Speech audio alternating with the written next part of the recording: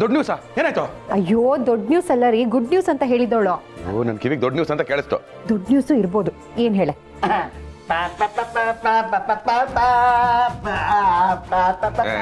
News ಹೇಳ್ರಿ ಅಂದ್ರೆ dance ಮಾಡ್ತಾ ಇದ್ದೀರಾ? ಏನ್ ಡಿ ಕಡೆಗೆ ಪ್ರಾಕ್ಟೀಸ್ ಮಾಡ್ತಾ ಇದ್ದೀರಾ? ಅಪ್ಪ ನಂಗೆ ಎಷ್ಟೊಂದು ಜನ ಹೇಳ್ತಿದ್ರು ನೀನು ನಿಮ್ಮಪ್ಪನ ತರ, ನೀನು ನಿಮ್ಮಪ್ಪನ ತರ ಅಂತ. ಅದು ತಪ್ಪು. ಯಾಕಂದ್ರೆ ನಾನು ಇವತ್ತು ಹೇಳ್ತೀನಿ, ಅದು ಪ್ರೌಡ್ ಫೀಲಿಂಗ್ ಅಲ್ಲಿ ನಾನು ನಮ್ಮ ತಾತನ ತರ. ಅಫ್ಕೋರ್ಸ್ ನಮ್ಮ ಮಗನೇ, ನೀನು ನನ್ನ ವಂಶದ ಕುಡಿ, ಎಲ್ಲ ನನ್ನ ಹಾಗೆ.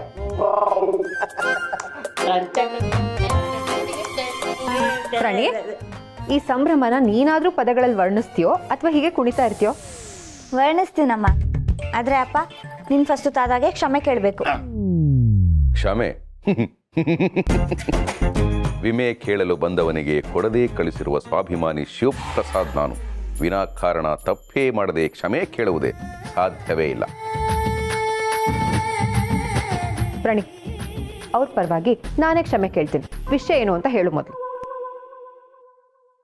ನಾನು ಯೂನಿಟ್ ಟೆಸ್ಟ್ ಅಲ್ಲಿ ರ್ಯಾಂಕ್ ತೆಗ್ದೆ, ತಾತ ಬ್ಲಡ್ ಟೆಸ್ಟ್ ಅಲ್ಲಿ ರ್ಯಾಂಕ್ ತೆಗೆದ್ರು. ಸೊ ನಾವಿಬ್ರು ರ್ಯಾಂಕ್ ಸ್ಟೂಡೆಂಟ್ಸ್. ಕೇಳಿಸ್ಕೊಳ್ಳೋ ಯೋಗ್ಯ. Sugar, normal, blood pressure, normal, cholesterol, ಅದು ನಾರ್ಮಲ್ಲು, ಎಲ್ಲಾನು ನಾರ್ಮಲ್ಲು. Report wonderful. ಹೆಂಗೆ? ನಿಜ ಹೇಳ್ತಾ ಇದ್ದೀರಾ? ಎಲ್ಲಿ ತೋರ್ಸ?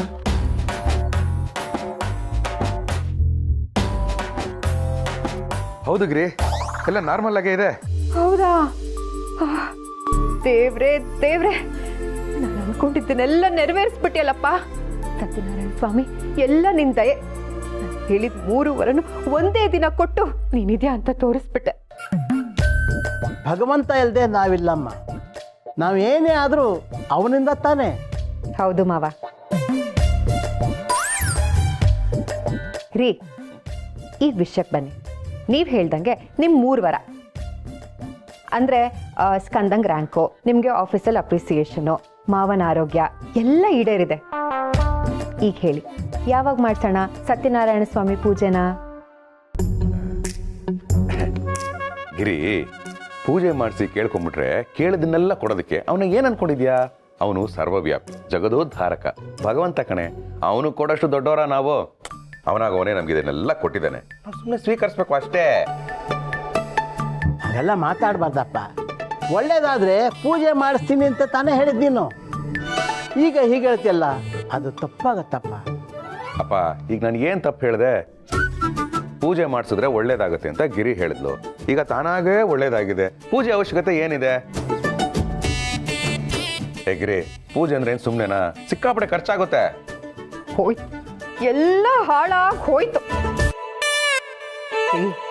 ಭಗವಂತ ಕೊಡದೆ ನೋಡ್ತಾನೆ, ಆಮೇಲೆ ಕೊಟ್ಟು ನೋಡ್ತಾನೆ.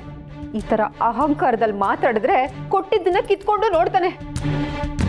ಅಯ್ಯೋ, ನೀನ್ ಏನೇನ್ ಕಾದಿದ್ಯೋ ದೇವ್ರೆ ದೇವ್ರೆ, ನಾನು ಏನಪ್ಪ ಮಾಡ್ಲಿ? ಏ ಗಿರಿ, ಯಾಕೆ ಹೀಗೆ ಮಾತಾಡ್ತಾ ಇದೆಯಾ? ಇಂಥ ಲೋ ಲೆವೆಲ್ ಮೆಂಟಾಲಿಟಿ ಇಟ್ಕೊಂಡು ಭಗವಂತನ ಮೇಲೆ ಆರೋಪ ಮಾಡ್ತಾ ಇದೆಯಲ್ಲ. ಏನು ಭಗವಂತ ಇದು? ನೀನೇ ಹೇಳ್ಬೇಕು ಶಿವಪ್ರಸಾದ್. ಶುರು ಮಾಡಿದ್ ನೀನೇ ತಾನೆ. ಭಗವಂತ ನಾನು ಹೇಳ್ಬೇಕಾ? ನಿನಗೆ ಗೊತ್ತಿಲ್ಲದೆ ಇರೋದೇನಿದೆ? ಒಳ್ಳೇದಾಗಿದೆ, ಪೂಜೆ ಮಾಡಿಸಿ ಅಂತ ಹೇಳ್ತಾ ಇದಾರೆ. ಪೂಜೆ ಅಂದ್ರೆ ಸುಮ್ಮನೆನಾ? ಅಕ್ಕಪಕ್ಕದವ್ರನ್ನ, ನೆಂಟ್ರಿಷ್ಟ್ರನ್ನ ಎಲ್ಲಾರನ್ನೂ ಕರಿಬೇಕು. ಮಿನಿಮಮ್ 25,000 ರೂಪಾಯಿ ಆಗುತ್ತೆ. ಎಲ್ಲಿಂದ ತರಲಿ? ಅಲ್ಲ, ಪೂಜೆ ಮಾಡಿಸಿದ್ರೆ ಮಾತ್ರ ನೀನು ಒಲಿತೀಯಂತೆ, ಇಲ್ಲ ಅಂದ್ರೆ ಶಾಪ ಹಾಕ್ಬಿಡ್ತೀಯಂತೆ. ಸುಮ್ಮನೆ ಇರುಗ್ರಿ. ಹೇಳು ಭಗವಂತ, ಪೂಜೆ ಮಾಡಿಸ್ತಾ ಇದ್ರೆ ಕೊಟ್ಟಿರೋದನ್ನ ಕಿತ್ಕೊಂಡ್ಬಿಡ್ತೀಯಾ? ಕೊಡೋನು ಕಿತ್ಕೊಳ್ಳೋನು ಎಲ್ಲನೂ ನಾನೇ. ಆದ್ರೆ ಗಳಿಸ್ಕೋಬೇಕಾಗಿರೋದು ನೀವೇ ಅಲ್ವಾ ಶಿವಪ್ರಸಾದ್? ನಿಮ್ಮ ಲಾಭಕ್ಕೆ, ನಿಮ್ಮ ನಷ್ಟಕ್ಕೆ ನಿಮ್ಮ ನಡೆ ನುಡಿಯೇ ಕಾರಣ. ಹಾಗಾಗಿ ಯೋಚಿಸಿ ನುಡಿಯಬೇಕು, ನಿಧಾನಿಸಿ ನಡೆಯಬೇಕು. ಏನು ನುಡಿಯೋದು, ಏನು ನಡೆಯೋದು, ಎಷ್ಟು ಖರ್ಚಾಗುತ್ತೆ ಅಮೌಂಟ್? ಭಗವಂತ ಭಗವಂತ ಭಗವಂತ ರೀ, ನಾನು ಹೇಳ್ದಾಗೆ ಪೂಜೆ ಮಾಡೋದಕ್ಕೆ ಒಪ್ಕೊಳ್ಳಿ. ತುಂಬಾ ದಿನದಿಂದ ಈ ತರ ಒಬ್ಬೊಬ್ಬರೇ ಮಾತಾಡೋ ಕಾಯಿಲೆಯಿಂದ ಬಳಲ್ತಾ ಇದ್ದೀರಾ. ನಾರ್ಮಲ್ ಆಗ್ತೀರಾ? ಅಂದ್ರೆ ನಾನೇನ್ ಮೆಂಟ್ಲಾ? ನನಗೆ ತಲೆ ಕೆಟ್ಟಿದ್ಯಾ? ನಾನೇನ್ ಲೂಸಾ? ಅಮ್ಮ, ಅಪ್ಪ ಈಗ ಹಾಗೆ ಆಡ್ಲಿಲ್ವಾ? ಏಯ್, ಸುಮ್ಮನೆ ಇಟ್ಕೊಳ. ಹಾಗೆಲ್ಲ ನಿಜ ಹೇಳ್ಬಾರ್ದು.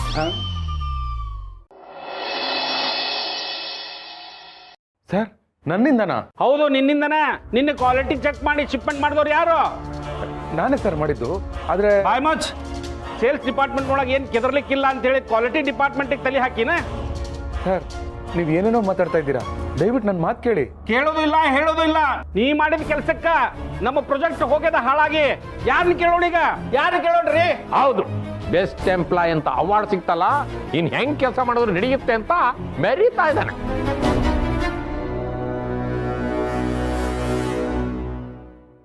ಛೇ, ಅನ್ಯಾಯ ಆಗಬೇಕು, ಅದು ಈ ಮಟ್ಟಕ್ಕಲ್ಲ.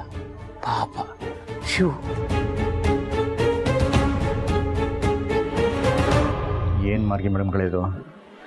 ಬಾಸ್ ಬಂದು ಏನೋ ಹೇಳ್ತಾ ಇದ್ರೆ ಈ ಡೀಲಿಂಗು ಶಿವಪ್ಪನ ಅವಾರ್ಡ್ಗಳ ಮೇಲೆ ಕಣ್ಣಿಟ್ಟವನೆ. ಎಷ್ಟೇ ಆದರೂ ಆ ಅವಾರ್ಡ್ ಅವ್ರ ಚೇಲ ಬಾಸ್ಕಿಗೆ ಹೋಗ್ಬೇಕಿತ್ತಲ್ವಾ, ಅದಕ್ಕೆ. ಹೋಗಿ ಹೋಗಿ ಅವಾರ್ಡ್ ನಿನ್ ಕೊಟ್ನಲ್ಲ, ನನ್ನ ಕೆರ ತಗೊಂಡು ನಾನ ಹೊಡ್ಕೋಬೇಕು ನಾನು. ಸರ್ ಸರ್ ಸರ್ ಪ್ಲೀಸ್ ದಯವಿಟ್ಟು ನನ್ನ ಮಾತು ಕೇಳಿ ಸರ್. ಕ್ವಾಲಿಟಿ ಶಂಕರ್ ಅವ್ರ ಮಗಳಿಗೆ ಹುಷಾರಿರಲಿಲ್ಲ, ನೋಡ್ಕೊ ಅಂತ ನನಗೆ ಹೇಳ್ಬಿಟ್ಟು ಹೋದ್ರು. ನಾನು ಅದನ್ನು ಮ್ಯಾನೇಜರ್ ಸರ್ಗೆ ಇನ್ಫಾರ್ಮ್ ಮಾಡೋಣ ಅಂತ ಅನ್ಕೊಂಡೆ. ಅಷ್ಟೊತ್ತಿಗಾಗಲೇ ಶಿಪ್ಮೆಂಟ್ ಗಾಡಿ ಬಂದ್ಬಿಟ್ಟಿತ್ತು ಸರ್. ಅರ್ಜೆಂಟಲ್ಲಿ ಕಳಿಸ್ಲೇಬೇಕಾಯ್ತು. ಅರ್ಜೆಂಟ್ ಅಂತ ಹೇಳಿ ನಾನೇನು ಹ್ಯಾಪಸ್ ಆಡಕ್ಕೆ ಕಳಿಸ್ಲಿಲ್ಲ ಸರ್. ಪ್ರತಿಯೊಂದು ಐಟಮ್ನು ಡೀಟೇಲ್ ಆಗಿ ಚೆಕ್ ಮಾಡೇ ಕಳಿಸಿದ್ದು. ಆದರೆ ಎಲ್ಲಿ ತಪ್ಪಾಯ್ತು ಅಂತಲೇ ಗೊತ್ತಾಗ್ತಾ ಇಲ್ಲ ಸರ್. ಹೇಯ್ ಮುಚ್ಬಾಯ್, ನನ್ನ ಯಾಮಾರಿಸಿ ಅವಾರ್ಡ್ ತೊಗೊಂಡೆಲ್ಲ ನೀನು. ಆಯ್ತು, ಈ ಕಂಪ್ನಿ ಒಳಗೆ ಹೆಂಗೆ ಜೀವನ ತೆಗಿತೀನಿ ನೀನು ನೋಡೇ ಬಿಡ್ತೇನೆ ನಾನು. ನನ್ನ ಪ್ರಾಜೆಕ್ಟ್ ಮುಳುಗಿಸ್ಬಿಟ್ಟೆಲ್ಲೋ, ನನ್ನ ಪ್ರಾಜೆಕ್ಟ್ ಮುಳುಗಿಸ್ಬಿಟ್ಟೆಲ್ಲಪ್ಪ. ರೀ ಡೀಲಿಂಗ್ ರಾಜು, ಕಿತ್ಕೊಂಬರ್ರಿ ಅವನ ಅವಾರ್ಡ್ನ.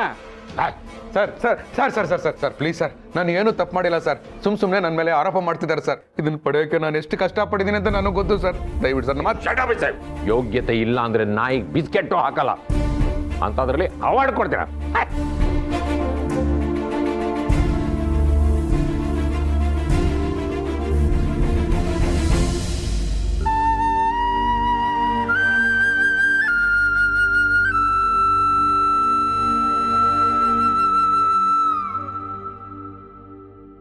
ಅಬ್ಬಾ, ಬಾದಾಮಿ ಹಾಲು ಕುಡ್ದ ಸಂತೋಷ ಆಗ್ತಿದೆ. ನನಗೆ ಬರ್ಲಿಲ್ವಲ್ಲ ಅನ್ನೋದಕ್ಕಿಂತ ಇವನಿಗೆ ಬಂತಲ್ಲ ಅನ್ನೋ ಉರಿ ಇತ್ತು. ಈಗ ನನಗೆ ಬರದೇ ಇದ್ರೂ ಪರವಾಗಿಲ್ಲ, ಇವನಿಂದ ಕಿತ್ಕೊಂಡು ಹೋದ್ರಲ್ಲ, ಆನಂದ ಆಗ್ತಿದೆ. ಆನಂದ, ಪರಮಾನಂದ. ಭಗವಂತ, ಯಾಕೆ ಯಾವಾಗಲೂ ನನಗೆ ಹೀಗಾಗುತ್ತೆ? ನಾನು ಏನು ತಪ್ಪು ಮಾಡಿದೆ ಅಂತ ಹೀಗಾಯ್ತು?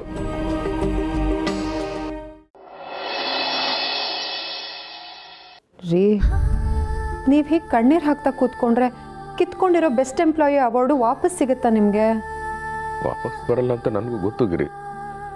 ಆದರೂ ಕಣ್ಣೀರು ಹಾಕ್ತಾ ಇದ್ದೀನಿ ಅಂದರೆ ನನ್ನ ಮನಸ್ಸಿಗೆ ಎಷ್ಟು ಗಾಯ ಆಗಿದೆ ಅಂತ ಯೋಚನೆ ಮಾಡು.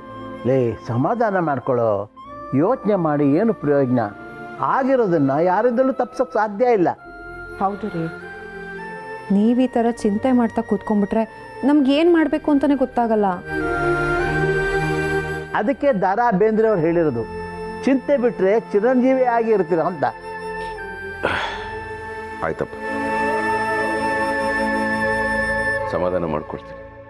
ಆದರೆ ಎಷ್ಟು ಸಮಾಧಾನ ಮಾಡಿಕೊಂಡ್ರು ಹೋಗಿರೋ ಮರ್ಯಾದೆ ಅಂತೂ ವಾಪಸ್ ಬರಲ್ವಲ್ಲ. ಅಲ್ಲ, ನಾನು ತಪ್ಪು ಮಾಡಿದಿದ್ರೆ ಒಪ್ಕೊಳ್ತಾ ಇದ್ದೆ. ತಪ್ಪೇ ಮಾಡಿದೆ, ನನ್ನ ಮೇಲೆ ಸುಮ್ಮನೆ ಆಪಾದನೆ ಮಾಡ್ತಾರಲ್ಲ, ಅದೇ ಯಾಕೆ ಅಂತ ನನಗೆ ಅರ್ಥ ಆಗ್ತಾ ಇಲ್ಲ. ರೀ, ನೀವೇ ಹೀಗೆ ಹೇಳಬೇಕಾದ್ರೆ ಇನ್ನು ಸತ್ಯನೇ ಜೀವನ ಅಂದ್ಕೊಂಡು ತನ್ನ ರಾಜ್ಯ, ಸಂಪತ್ತು, ಹೆಂಡತಿ, ಮಕ್ಕಳು ಎಲ್ಲವನ್ನು ಕಳ್ಕೊಂಡ ಆ ಸತ್ಯ ಹರಿಶ್ಚಂದ್ರಂಗೆ ಹೇಗಾಗಿರ್ಬೇಡ ಹೇಳಿ. ನೋಡಯ್ಯ, ಕಾಲಚಕ್ರ ಕೆಟ್ಟು ನಿಂತಾಗ ಆ ಚಕ್ರ ನಡೆಸೋದಕ್ಕೆ ಆ ಭಗವಂತನಿಂದಲೇ ಸಾಧ್ಯ. ನಾನೇ ಎಲ್ಲ, ನಂದೇ ಎಲ್ಲ ಅಂತ ತಿಳ್ಕೊಂಬಿಟ್ರೆ ಆ ನಾನು ಅನ್ನೋ ಚಕ್ರ ಚಕ್ರವ್ಯೂಹವಾಗಿ ನಮ್ಮನ್ನೇ ನುಂಗುಬಿಡುತ್ತಪ್ಪ. ಇನ್ನು ಏನೇನು ಕಾದಿದೆಯೋ ಏನೋ ಭಗವಂತ. ನಮಸ್ತೆ. ಓ, ಪ್ರೇಮ ಟೀಚರ್, ಬನ್ನಿ ಕೂತ್ಕೊಳ್ಳಿ. ಸ್ಕಂದ, ನಿನ್ನ ಕ್ಲಾಸ್ ಟೀಚರ್ ಬಂದಿದ್ದಾರೆ, ಬಾ. ಟೀಚರ್, ನಮ್ಮನೆಗೆ ಇಷ್ಟೊತ್ತಲ್ಲಿ? ನಾನು ನಿಮ್ಗೆ ತುಂಬ ಸತಿ ಕಾಲ್ ಮಾಡಿದ್ದೀನಿ, ನೀವು ಕಾಲ್ ರಿಸೀವ್ ಮಾಡ್ತಿಲ್ಲ. ಸೊ ಹಾಗಾಗಿ ನಿಮ್ಮ ಹತ್ರ ಮನೆಗೆ ಹೋಗಿ ಮಾತಾಡೋಣ ಅಂತ ಬಂದೆ. Good evening teacher. Good evening. ಹೇಳಿ ಟೀಚರ್, ಏನೋ ಮಾತಾಡಬೇಕು ಅಂತ ಹೇಳಿದ್ರಿ, ಏನು ವಿಷಯ? ಲಾಸ್ಟ್ ಟೈಮ್ ನಾನು ನಿಮ್ಗೆ ಕಾಲ್ ಮಾಡಿದಾಗ ನಿಮ್ಮ ಮಗ 100ಕ್ಕೆ 100 ತೆಗೆದಿದ್ದಾನೆ ಅಂತ ಹೇಳಿದೆ. ಆದರೆ ಅವನು ಆ 100ಕ್ಕೆ 100 ತೆಗೆಯೋದಕ್ಕೆ ಏನು ಮಾಡಿದ್ದಾನೆ ಗೊತ್ತಾ?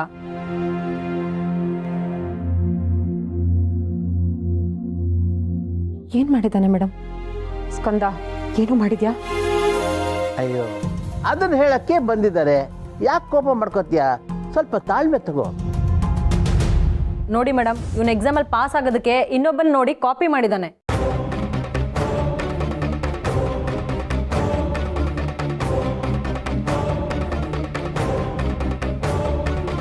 ಅವನು ಎಲ್ಲೆಲ್ಲಿ ಕಾಟ್ ಮಾಡಿದಾನೋ ಇವನು ಅಲ್ಲಲ್ಲೇ ಕಾಟ್ ಮಾಡಿ ಬರ್ದಿದ್ದಾನೆ. ಇಂಥ ಸ್ಟೂಡೆಂಟ್ಗೆ ಏನು ಹೇಳಬೇಕು? ಸ್ಕೂಲಲ್ಲಿ ನಾವು ಹೇಳ್ಕೊಡ್ತೀವಿ, ಮನೇಲಿ ನೀವಿಬ್ರು ಹೇಳ್ಕೊಡ್ತೀರಾ, ಆದ್ರೂ ಕಾಪಿ ಮಾಡೋ ಅಂಥದ್ದು ಏನಿತ್ತು? This is too much. ಅದಕ್ಕೆ ನಾನು ನಿಮ್ಮ ಹತ್ರನೇ ಹೇಳ್ಬಿಟ್ಟು ಹೋಗೋಣ ಅಂತ ಬಂದೆ. ಇವನ್ನ ಹೇಗೆ ತಿದ್ದಿತಿರೋ ಅದು ನಿಮ್ಮಿಬ್ರಿಗೆ ಬಿಟ್ಟಿರೋದು. ಪೇರೆಂಟ್ಸ್ ಆಗಿ ಏನು ನಿರ್ಧಾರ ತಗೋತಿರೋ ಅದು ನೀವೇ ತಗೊಳ್ಳಿ. ಮ್ಯಾಮ್, ನಾನು ಕಾಪಿ ಮಾಡಿಲ್ಲ, ನೀವು ಸುಳ್ಳು ಹೇಳ್ತಾ ಇದ್ದೀರಾ. ಏಯ್, ಟೀಚರ್ಗೆ ಎದುರು ವಧಿಸ್ತ್ಯಾ? ಹಾಕ್ತೀನಿ. ಅಮ್ಮ, ಇವ್ರು ಸುಮ್ಮನೆ ನನ್ನ ಮೇಲೆ ಕಂಪ್ಲೇಂಟ್ ಮಾಡ್ತಿದಾರಮ್ಮ. ನೀನು ಅದನ್ನೇ ನಂಬ್ತಿದ್ಯಲ್ಲ. ನಂಗೆ ಆನ್ಸರ್ ಗೊತ್ತಿಲ್ಲ ಅಂದ್ರೆ ನಾನು ಅದನ್ನ ಅಟೆಂಡ್ ಮಾಡಕ್ಕೆ ಹೋಗಲ್ಲ. ಕಾಪಿ ಯಾಕೆ ಮಾಡ್ಲಿ? ಅಪ್ಪ, ನೀನಾದ್ರೂ ಅಮ್ಮಂಗೆ ಹೇಳಪ್ಪ, ನಾನು ಕಾಪಿ ಮಾಡಿಲ್ಲ, ಇವ್ರು ಸುಳ್ಳು ಹೇಳ್ತಿದ್ದಾರೆ. ಅಪ್ಪ ಅಮ್ಮನ ಎದುರುಗಡೆನೆ ಇಷ್ಟು ಮಾತಾಡ್ತಿದ್ದಾನೆ ಇವನು ಅಂದರೆ ಇನ್ನು ಇವ್ರನ್ನ ದೇವರೇ ಕಾಪಾಡಬೇಕು. ಬರ್ತೀನಿ ಗಿರ್ಜಾ ಅವರೇ, ಬರ್ತೀನಿ ಸರ್.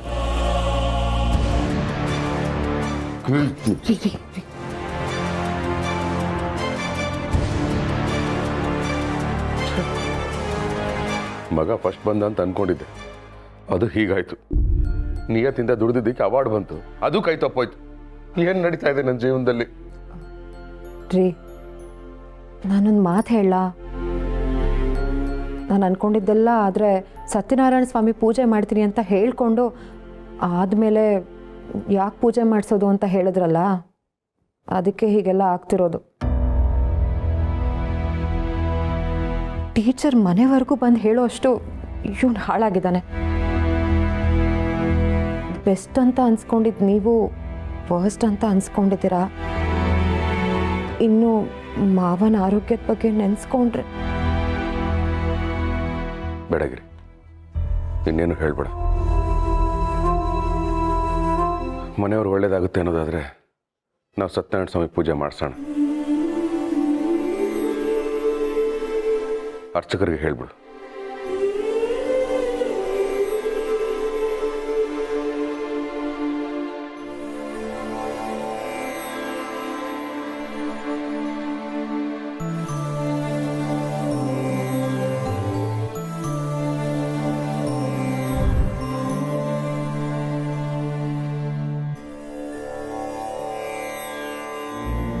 ಗೌರಿ, ಹಿಂಗೆ ಸುಮ್ಮನೆ ಕೂಕೊಂಡ್ರೆ ಹಂಗೆ?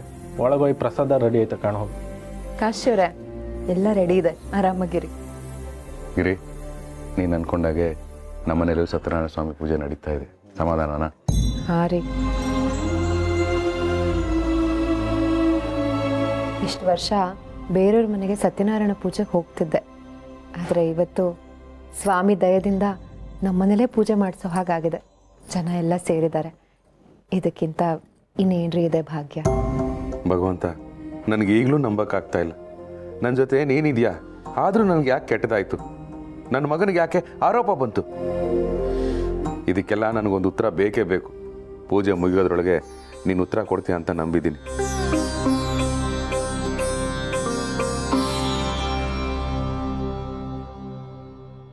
ನಿಮ್ಗೆ ಯಾರಿಗಾದರೂ ಎಂತಾರು ಬೇಕಾದ್ರೆ ನಾನು ಕೇಳಿ ಅಕ್ಕ. ಕಾಶಿ, ನನಗೆ ಬೇಕು ಕಣ. ಎಂತ ಬೇಕು ಯಜಮಾನ್ರೆ? ನೇರವಾಗಿ ದೇವ್ರು ನೋಡ್ಬೇಕು ಕಣ. ಅಯ್ಯೋ, ಎಂಥ ಮಾತು ಹೇಳ್ರಿ ಯಜಮಾನ್ರೆ. ಭಗವಂತನ ಸೇವೆ ಮಾಡ್ತಿಪ್ಪತ್ತಿಗೆ ಇಂಥ ಮಾತು ಹೇಳಕ್ಕ. ಭಗವಂತ ಮನ್ಸು ಮಾಡ್ರೆ ಯಾವುದಾದ್ರೂ ಒಂದು ರೂಪದಲ್ಲಿ ತೋರ್ತಾನೆ. ನಾವೇನಿದ್ರು ಕೈ ಮುಗಿಕಷ್ಟೇ. ಅಷ್ಟೇ ಕಣ. ಓಹೋ, ಆಗಲೇ ಪೂಜೆಗಳು ಶುರುವಾಗ್ಬಿಟ್ಟಿದೆ. ನಾವುಗಳೇ ಲೇಟ್ ಕಣ. ಬನ್ನಿ ಬಾಬು. ಏನೊಬ್ಬನೇ ಬರ್ತಾ ಇದೆಯಾ? ಅವರೆಲ್ಲ ಎಲ್ಲಿ? ಅಯ್ಯೋ, ಯಾಕೆ ಕೇಳ್ತೆ ಶಿವಪ್ಪನೆ?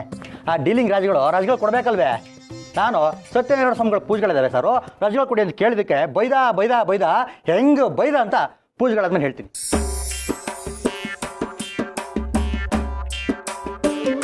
ಪೂಜೆ ಅಂದ್ರು ಬೈದ್ರಾ?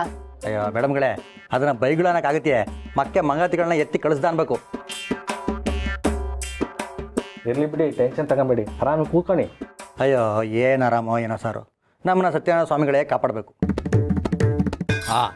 ಈಗ ಸತ್ಯನಾರಾಯಣ ಸ್ವಾಮಿ ಪೂಜೆ ಶುರು ಮಾಡ್ಬೋದಾ?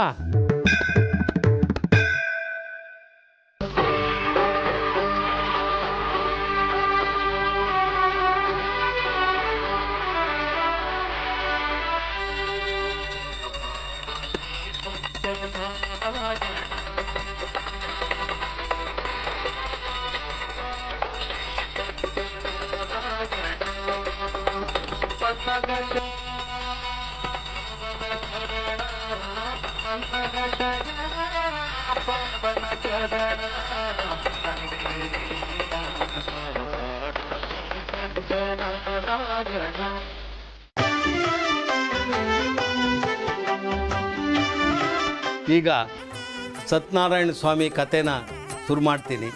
ಎಲ್ಲರೂ ಭಕ್ತಿಯಿಂದ ಕೇಳಿಸ್ಕೊಳ್ಳಿ. ಈ ಸತ್ಯನಾರಾಯಣ ಸ್ವಾಮಿ ಪೂಜೆ ಅನ್ನೋದು ದೇವರನ್ನು ನಂಬಿರೋ ಆಸ್ತಿಕರ ಪಾಲಿಗೆ ಅತ್ಯಂತ ಪ್ರಿಯವಾದ ಪೂಜೆ. ಸ್ವಾಮಿ ಸತ್ಯನಾರಾಯಣ ಎಲ್ಲ ನವಗ್ರಹಗಳಿಗೆ ಅಧಿಪತಿ. ಪ್ರತಿಯೊಬ್ಬ ಮನುಷ್ಯನ ಮೇಲೂ ಅವರವರ ಜನ್ಮ ನಕ್ಷತ್ರಕ್ಕೆ ಅನುಗುಣವಾಗಿ ಗ್ರಹಗತಿಗಳು ಪ್ರಭಾವ ಬೀರುತ್ತೆ.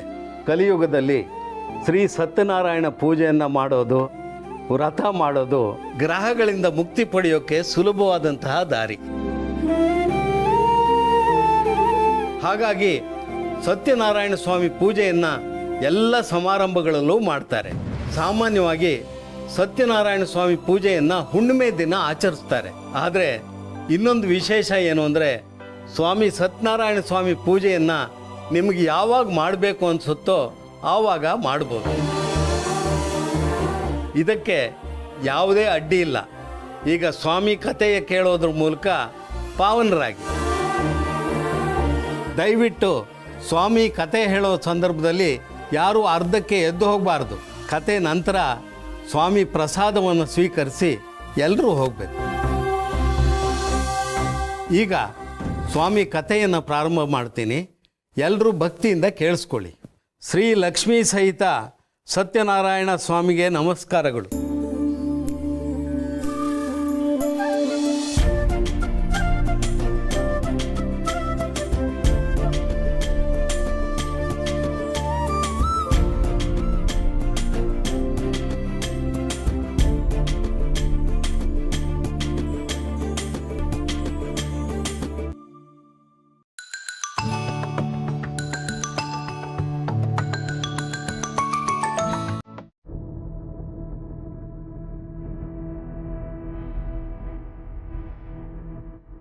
ಹೌದಾ ಸರ್? ಬಂದೆ ಸರ್, ಈಗಲೇ ಬಂದೆ ಸರ್. ಆಯ್ತು ಸರ್. ಎಲ್ಲಿಗೆ ಹೋಗ್ತಿದ್ದೀರಾ? ಪೂಜೆ ಅಲ್ಲದಲ್ಲೇ ಹೋಗ್ಬಾರ್ದು ಅಂತ ಹೇಳಿದ್ರಲ್ವಾ? ಅಯ್ಯೋ, ನಮ್ಮ ಸ್ಟೇಷನ್ನಲ್ಲಿ ಎಂಥದ್ದು ಪ್ರಾಬ್ಲಮ್ ನಂಬರ್ ಮಾಡ್ತೀವಿ. ಸಾಹೇಬ್ರು ಫೋನ್ ಮಾಡಿದ್ರು. ಮತ್ತೆ ನನ್ನ ಮಾತು ಕೇಳಿ ಹೋಗ್ಬೇಡಿ, ಕತೆ ಕೇಳ್ಕೊಂಡು ಹೋಗಿ. ಅಯ್ಯೋ, ನಾನು ಈಗ ಹೋಗ್ಲಿಲ್ಲ ಅಂದರೆ ನನ್ನ ಕತೆ ಗೋವಿಂದ ಆಗ್ತು. ಮತ್ತೆ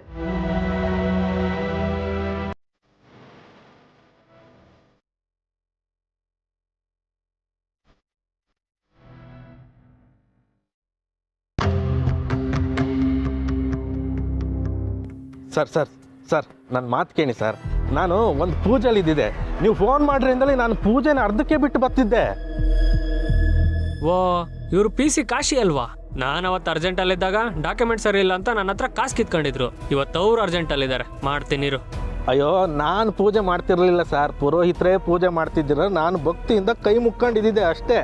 ಅಯ್ಯೋ, ಅದಕ್ಕೆ ಎಂತಕ್ಕೆ ಸರ್, ಫ್ಯಾಮಿಲಿನೆಲ್ಲ ಕರಿತಿದ್ರಿ. ನಾನೇ ಬರ್ತೆ ಸರ್, 5 ನಿಮಿಷ ಆನ್ ದ ವೇಯಲ್ಲಿದ್ದೆ ಸರ್, ಬಂದೆ. ಸಾರಿ ಸರ್, ಸಾರಿ.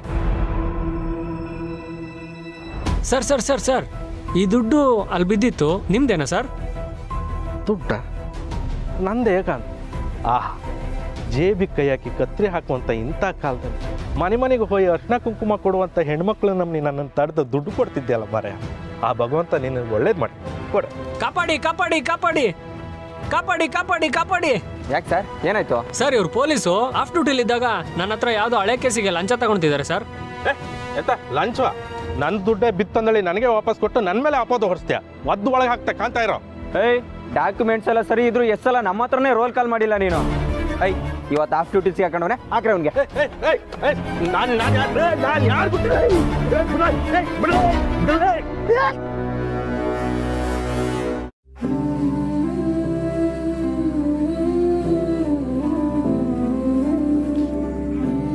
ಈಗ ಶ್ರೀ ಸತ್ಯನಾರಾಯಣ ಸ್ವಾಮಿಯ ಪೂಜಾ ವ್ರತ ಮುಗಿಯಿತು. ಶ್ರೀ ಸತ್ಯನಾರಾಯಣ ಸ್ವಾಮಿಯ ಪೂಜೆಯನ್ನು ಮಾಡಿಸಿದವರಿಗೂ ಈ ಕಥೆಯನ್ನು ಭಕ್ತಿಯಿಂದ ಕೇಳಿದವರಿಗೂ ಆ ಭಗವಂತ ಒಳ್ಳೇದು ಮಾಡಲಿ ಅಂತ ನಾನು ಪ್ರಾರ್ಥನೆ ಮಾಡ್ತೇನೆ. ದಂಪತಿಗಳಿಬ್ಬರು ತುಂಬ ಭಕ್ತಿಯಿಂದ ಭಗವಂತನ ಪೂಜೆಯನ್ನು ನೆರವೇರಿಸಿಕೊಟ್ಟಿದ್ದೀರಾ. ಆ ದೇವರ ಅನುಗ್ರಹ ಸದಾ ತಮ್ಮ ಮೇಲೆ ಇರಲಿ. ಸಕಲ ಕಷ್ಟಗಳನ್ನು ಪೂರೈಸಿ ಇಷ್ಟಾರ್ಥವನ್ನು ಕರುಣಿಸಲಿ ಅಂತ ಆ ಭಗವಂತನಲ್ಲಿ ನಾನು ಬೇಡ್ಕೋತೀನಿ. ಭಗವಂತ ಸದಾ ತಮ್ಮ ಜೊತೆ ಇರ್ತಾನೆ, ತಮಗೆ ಯಾವ ಸಮಸ್ಯೆಯೂ ಎದುರಾಗೋಲ್ಲ. ನಿಮ್ಮ ನಿಷ್ಠೆಯೇ ನಿಮ್ಮ ಶ್ರೀರಕ್ಷೆ. ಆಹಾ, ಈ ಮಾತನ್ನ ಕೇಳ್ತಾ ಇದ್ರೆ ಮನಸ್ಸಿಗೆ ತುಂಬ ಸಂತೋಷ ಆಗ್ತಾ ಇದೆ.